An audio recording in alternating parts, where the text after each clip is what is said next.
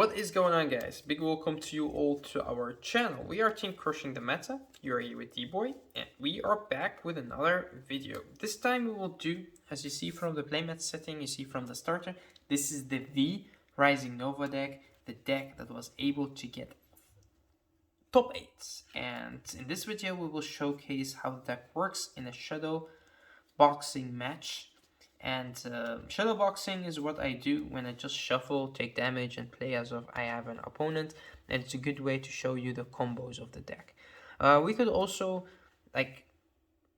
get the right hand and do that, or we could just show you how the deck work with the hand I have. I think both is good, but for time and argument's sake, we will just get the right hand that we need. So we need a grade 1, we need to have a Rona, we need to have an agile fullback, and we need to have a rising. So with these, you're good to go. And then whatever card we draw, it will be fine. It doesn't really matter that much. So yeah, let's shuffle and let's draw. We drew a draw trigger. Okay, so this is good. This is basically a very interesting hand. All right, after this video, I will go and show you guys a match that I played against Varian. Varian is a very good friend of mine and a teammate, which was able to get second place in the Bushroad V tournament for this year and a beautiful qualifier for Worlds. In that game, it's a best of 3, so we will show you how the deck will operate against an actual opponent. He plays his ghosties, his favorite ghosties. Alright, so it's our turn. We have already drawn, so we draw for turn. And we have a good right target and something later on. So we write, we draw from the starter, drew into a Juggernaut, interesting. We drop, and we draw. Then it's their turn, they attack us, hit us with 1 damage. Our turn again, draw for turn, another draw, dang. Right, count blasts. We could call a Juggernaut right here, or we could call something like a Evil Spike to chill in the back row for next turn. That's good as well. And now we could pressure them even more if we want. Now we could also just call a Juggernaut, and they will normally just attack to the Juggernaut because they want to get rid of it. That's also good. Like, I don't mind. But having the Count Blast for him is fine because we could keep them on hand.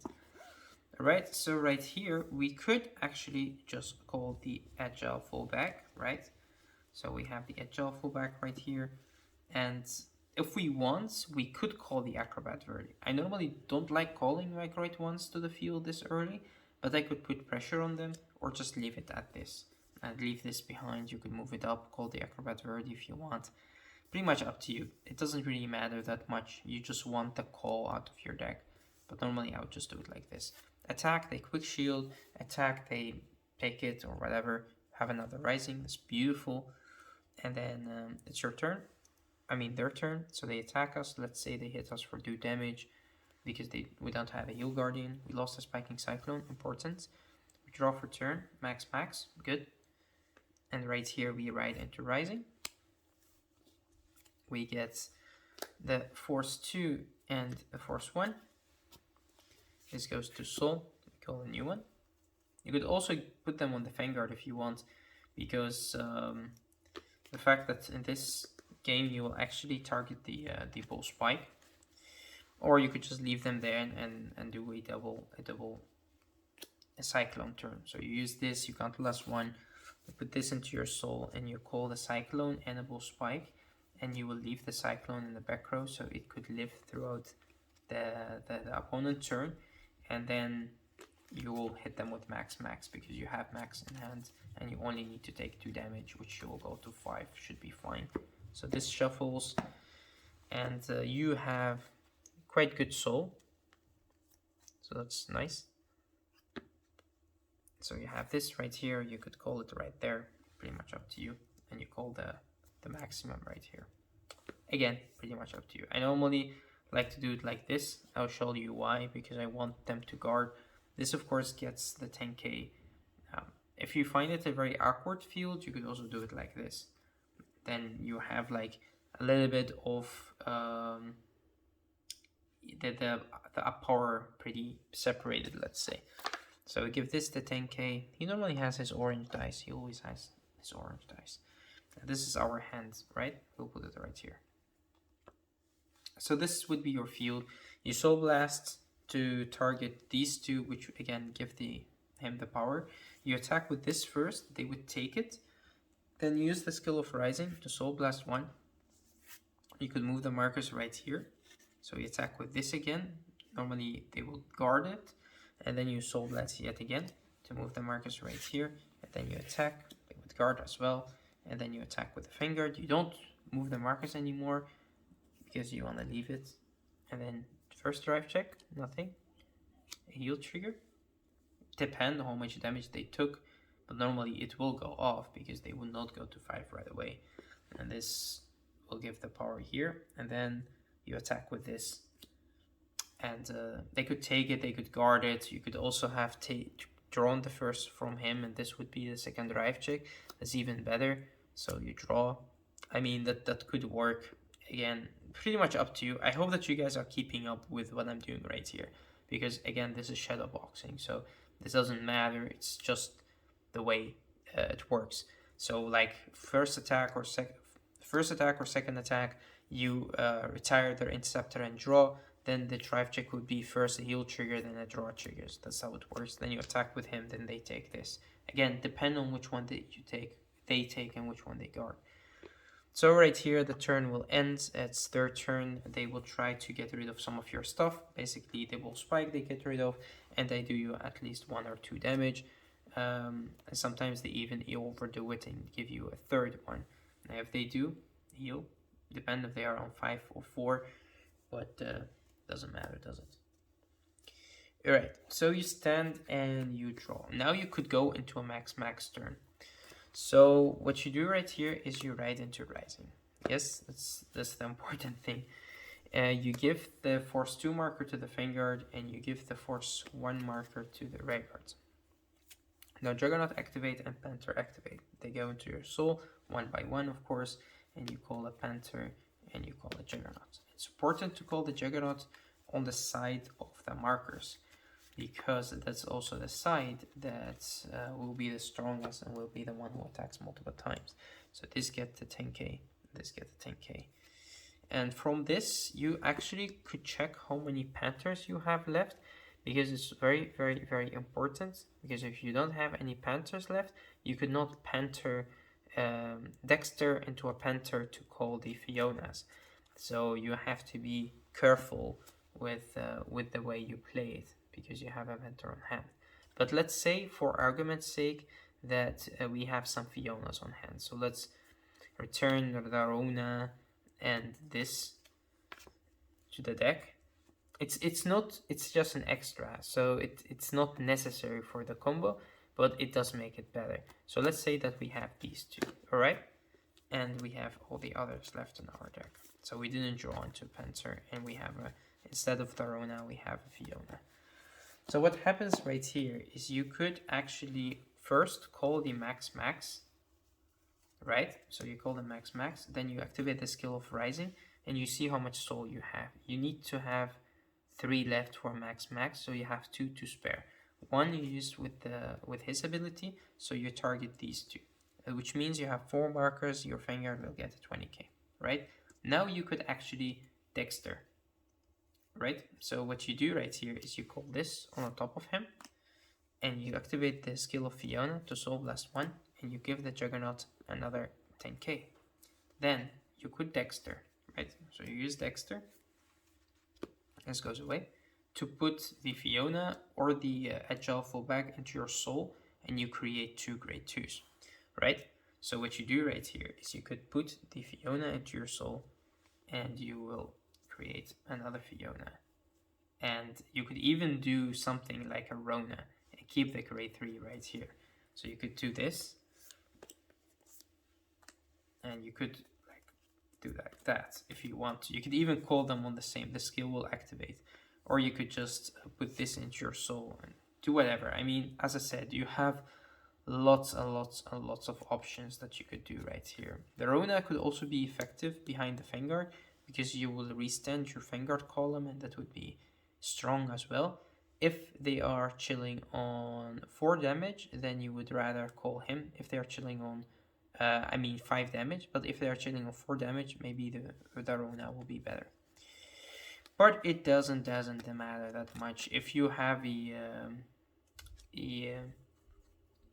William on hand, so let's say for an example, you have a William instead of a Verdi, so return the Verdi, get the William, then that could be even more effective. So what you would do right here is you will call her right here, and you call her right there, and this is on hand. And then you will activate the Fiona skill to Soul Blast one more. Keep the 3 soul, and you give him one more 10k. Alright, now she retires and you call the William. Still have a good hand, doesn't matter, we don't need hands. Alright, so this is your turn, right? This is how it goes. We did pay the skill for Dexter, so we have 2 counterblasts left. And now you attack with this first. Attack into their Vanguard. Let's say they're chilling on 5 damage, so they can't take it. If they are not, if they're chilling on 4 damage, as I said, you would rather have the Rona here and you have something else there to boost. Because you would rather have this restand and boost the Vanguard twice than something that could do them only 1 damage and they could get a trigger. But if they go to 5, it's fine as well, especially if they don't get a trigger, because your first 2 markers will put them up to 6 and 7, so that's good. Alright, so they are chilling on 4 or more damage, so you attack with this first because they want to guard it, they would not take it. And it is 10, 20, 30, 40, 50. So it's a 50, 63. So this is 63 to their Vanguard, right? They guard, take, whatever. You attack with this, they take it. If they are on 4, if they not, they have to guard it. Then you attack with your Vanguard. You targeted the skill of Spiking Cyclone and Max. So now you activate the skill of the Spiking Cyclone. You counterblast 1. You restand to Juggernaut. Right? First drive check. Draw trigger. Power, of course, to the Juggernaut. Draw 1. And draw a draw. Second drive check. A Rising. I'll put them right here because, again, we don't need hands. And then you Soul Blast 3. You restand the middle column. You lose a drive check and your field will go to the bottom of your deck at the end of the turn. You attack with this again. Just hit them for 1 damage. They discard a 10k. Then you attack with this. It is now even more. This is 40, 50, 60, 73. Insane, right? Insane, right? 73. Then you attack with the Rising again. Rising is also very strong. He's 33. And if you had the Rona that could restand, could even be stronger. Counterblast 1. Restand this yet again. And do 1 drive check. Draw trigger. You draw 1. And you could put the power wherever you like. There's no reason to put it here, so you could also just choose to put it on this side. That's fine as well. And then you attack with this. Now it's boosted. And then this goes to your soul. And all the markers move to this side. And then you attack again. Alright. So this is basically how you would rather do the turns. And it's insane. It's strong. You have 3 attacks on this side. So 3, 4, 5, 6 attacks. 7, 8. And if you have something like this, you could even do 1 more attack. If you have the soul, which normally you do, because you create the soul out of him again, and you have 1 counterblast left, then you could even do like this. So you attack with this. You could not move the markers to him anymore, but you could counterblast and soul blast to give him an extra 20k, and this would be 30 to double on the Vanguard. And sometimes this is the damage that they could not guard anymore. So yeah, again, it's an insanely strong deck if played right. And it's just a lot of fun to play because it's very, very, very flexible. And that's also the reason why it is so strong. And that's it for you guys. That's it for this video. I hope that you guys enjoyed it. And I hope that you guys have fun with it. And yeah, let me know what you think about the deck. Let me know what you think about the deck profile. If you play a similar deck or you would change it around. Yeah, I'm always happy to have the chance to talk with you guys about about these kind of videos, this kind of decks. Again, if you guys want to see more of this deck, we will have a match coming up very soon against Ghosties, against Varian, against Fuckless. And yeah, he will put this deck to a test because, again, his deck, the Ghosties, were able to qualify for Worlds, and it's just a very, very, very strong deck because it's very, very, very defensive deck. And it's a good deck to play against while playing this deck because you will put the rush and the shield value of that deck into testing. Alright guys, thanks again for watching. Thank you for tuning in our channel. I hope to see you next time. So till next time.